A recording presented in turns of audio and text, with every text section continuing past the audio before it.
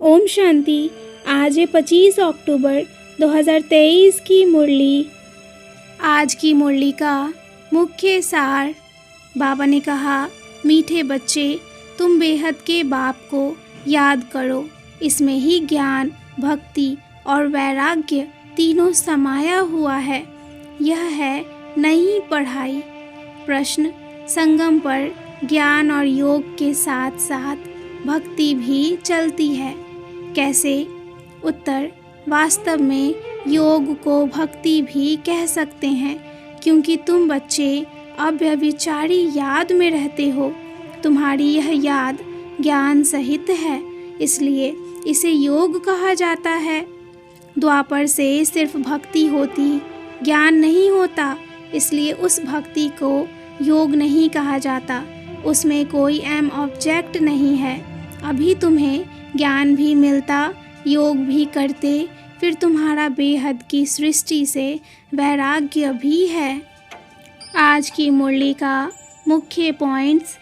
बाबा ने कहा, यह पढ़ाई बड़ी वंडरफुल है, क्योंकि इसमें ज्ञान भी है, योग भी है, साथ में भक्ति और वैराग्य भी इसी में आ जाता है।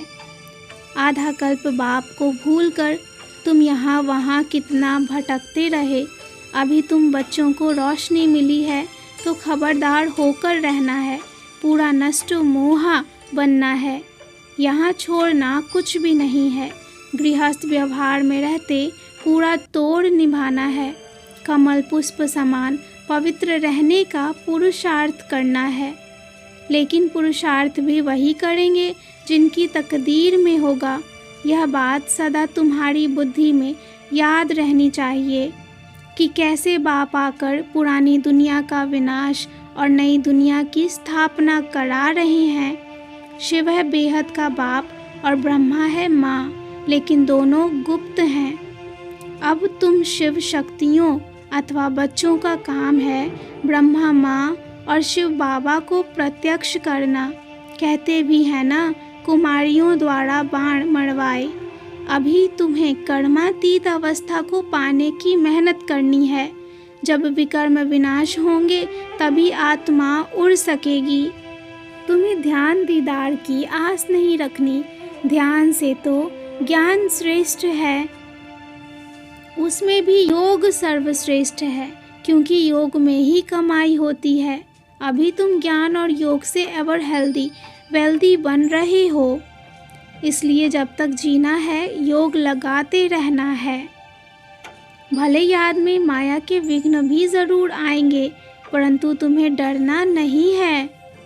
अच्छा, मीठे मीठे सिक्की लद्दे बच्चों प्रति माता पिता बाप दादा का याद प्यार और गुड मॉर्निंग। रूहानी बाप की रूहानी बच्चों को नमस्ते।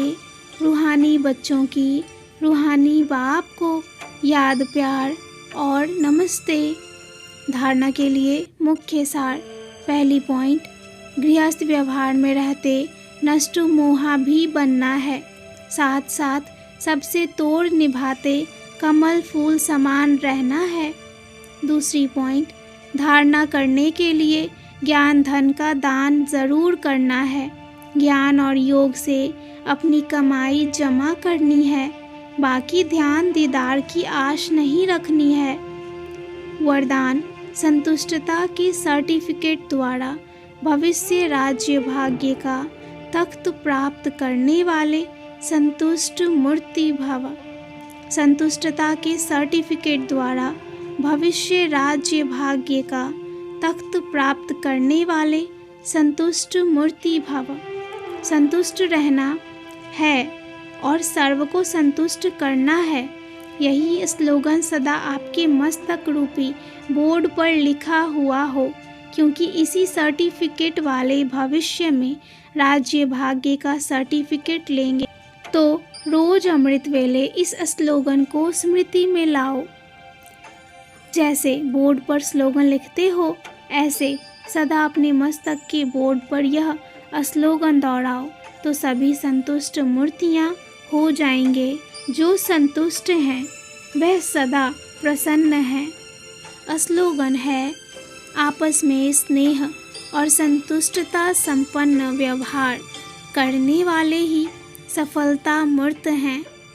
आपस में स्नेह और संतुष्टता संपन्न व्यवहार करने वाले ही सफलता मूर्त बनते हैं। अच्छा, ओम शांति।